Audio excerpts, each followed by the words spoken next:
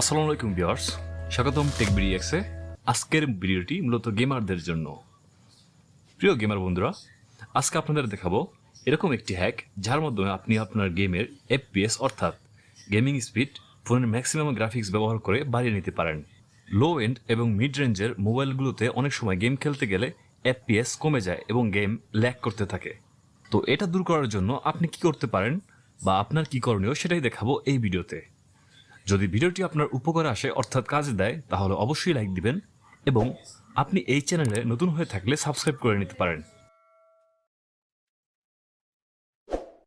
এই হ্যাকটি ব্যবহার করার জন্য আমাদেরকে প্রথমেই ডেভেলপার মোড অন করে নিতে হবে, আর সেজন্য আমরা ফোনের সেটিংসে ঢুকবো।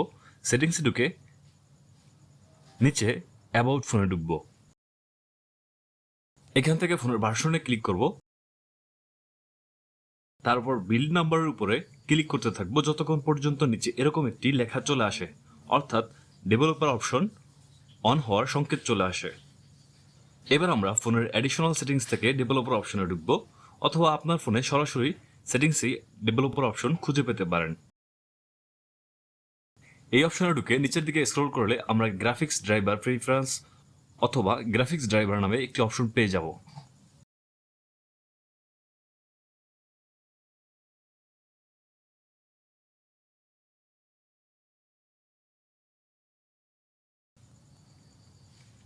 এবার এখানে ক্লিক করলে এরকম একটি ইন্টারফেস চলে আসবে। এখানেই হলো আসল হ্যাক। এখানে নিচের স্ক্রল করলে আপনি আপনার গেমটি পেয়ে যাবেন, তারপর সেটার উপর ক্লিক করলে এরকম দুইটা অপশন আসবে, সেখান থেকে আপনি সিস্টেম গ্রাফিক্স ড্রাইভার সিলেক্ট করে দিবেন।